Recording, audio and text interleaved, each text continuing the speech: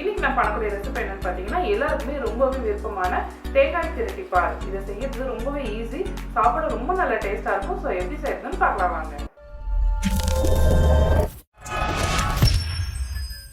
Coconut திரட்டி பால் செய்ய பாசி பருப்பு 3 டேபிள் ஸ்பூன். எண்ணெய் எதுவும் சேர்க்காம இதை வந்து ட்ரையா வறுத்துக்கோங்க. நல்லா பொன்னிறமா வர வரைக்கும் இதை வறுத்துக்கோங்க. பாசி பருப்பு நல்லா வறுபட்டுச்சு.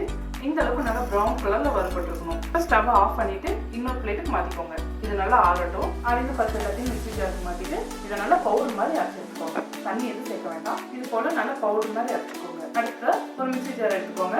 அதுல துருவின தேங்காய், மீடியம் சைஸ் தேங்காய் 1, அது வந்து இந்த மாதிரி துருவி எடுத்திருக்கேன். அரிசி மாவு 2 டேபிள் ஸ்பூன், ஏலக்காய் 3, ஏலக்காய் தூள் இருந்தா கூட நீங்க சேர்த்துக்கலாம். பூ ஒரு சிட்டிகை, நம்ம அரைச்சி வச்ச அந்த பாசிப்பருப்பு பவுடர், அது எல்லாத்தையும் உள்ள சேர்த்துருங்க. அடுத்ததான் வெல்லம் 1 கப், தேங்காய் அரைந்த கப்லயே 1 கப் எடுத்துருக்கேன். இது எல்லாத்தையும் சேர்த்ததுக்கு அப்புறமா இதுல தேவையான அளவு தண்ணி, தேங்காய் அரைப்படுற அளவுக்கு சேர்த்துக்கோங்க. இப்போ மூடிட்டு இதை நல்லா அரைச்சி எடுத்துக்கோங்க. இது போல நல்லா அரைச்சி எடுத்துக்கோங்க. இப்போ தேங்காய் திரட்டி பால் செய்ய ஆரம்பிச்சிடலாம். அடுத்து ஒரு கடாயில நெய் 3 டேபிள் ஸ்பூன்.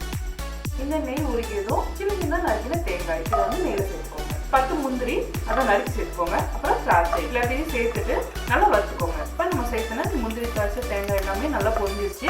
இதை வந்து எண்ணெயில இருந்து எடுத்துருங்க. இப்போ அடுப்பை லோ ஃப்ளேமுக்கு மாத்திட்டு அதே நெய்லியே நம்ம அரைச்சி வச்சிருந்த தேங்காய் பேஸ்ட் உள்ள சேர்த்துருங்க. இப்போ மீடியம் ஃப்ளேமை அடுப்பை வச்சுட்டு இதை வந்து நல்லா வதக்கிக்கோங்க. நல்லா ஒரு அல்வா ஸ்டேஜ் வரணும். ஒரு 8ல இருந்து 10 நிமிஷம் வரைக்கும் இதை நல்லா குக் பண்ணிக்கோங்க. இப்போ நல்லா வெந்துட்டு இருக்கு. இது சேர்த்து ஒரு 2 நிமிஷம் ஆயிருக்கு. கொஞ்சம் திக்கா இருக்குங்க. வெல்லம் வந்து டைரக்டா இதுல சேர்க்கறதுனால மேக்ஸிமம் கல்லு மண் இல்லாத வெல்லமா பார்த்து எடுத்துக்கோங்க. நல்லா அப்படியே திரண்டு வரும். இப்போ நல்லாவே டைட்டா ஆயிடுச்சு. இந்த ஸ்டேஜ்ல 2 டேபிள் ஸ்பூன் நெய் சேர்த்துக்கிறேன். அவ்வளவுதான். மறுபடியும் இதை நல்லா கலந்து விடுங்க. அவ்வளவுதான், நல்லா குக் ஆயிடுச்சு. இந்த மாதிரி திருப்பி விட்டு நல்லா திரும்புது பாருங்க. நல்ல ஒரு அல்வா ஸ்டேஜ் வந்திருக்கு.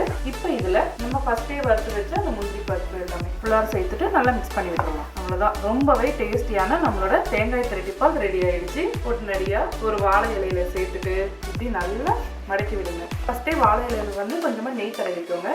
அப்பதான் இந்த மாதிரி திரட்ட வரும். நல்லா சுட சுட இந்த வாழை இலை ஸ்மெல்லோட அப்படியே எடுத்து சாப்பிட ரொம்பவே சூப்பரா இருக்கும். அவ்வளவுதான், ரொம்பவே அட்டகாசமான டேஸ்ட்ல நம்மளோட தேங்காய் திரட்டி பால் ரெடி ஆயிடுச்சு. அதான் அப்படியே அல்வா மாதிரி இருக்கு. சாப்பிட ரொம்ப நல்லா டேஸ்டா இருக்கும். கண்டிப்பா ட்ரை பண்ணி பாருங்க.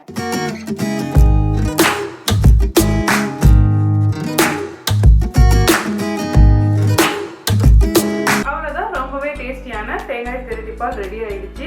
அல்வா மாதிரி இருக்கு. சீக்கிரமாவே செஞ்சு முடிச்சிட்டோம். இதை டேஸ்ட் பண்ணி பார்க்கலாம். உண்மையாவே ரொம்பவே சூப்பரா இருக்கு. கண்டிப்பா ட்ரை பண்ணி பாருங்க. மனம் சுவையும் சேனலை சப்ஸ்கிரைப் பண்ணாதவங்க சப்ஸ்கிரைப் பண்ணிக்கோங்க. பக்கத்துல இருக்க பெல் ஐகானை அழுத்திக்கோங்க. லைக் பண்ணுங்க, ஷேர் பண்ணுங்க. உங்களுக்கு விருப்பமான ரெசிபி என்னோட ஷேர் பண்ணிட்டீங்கன்னா கமெண்ட் பாக்ஸ்ல கமெண்ட் பண்ணுங்க.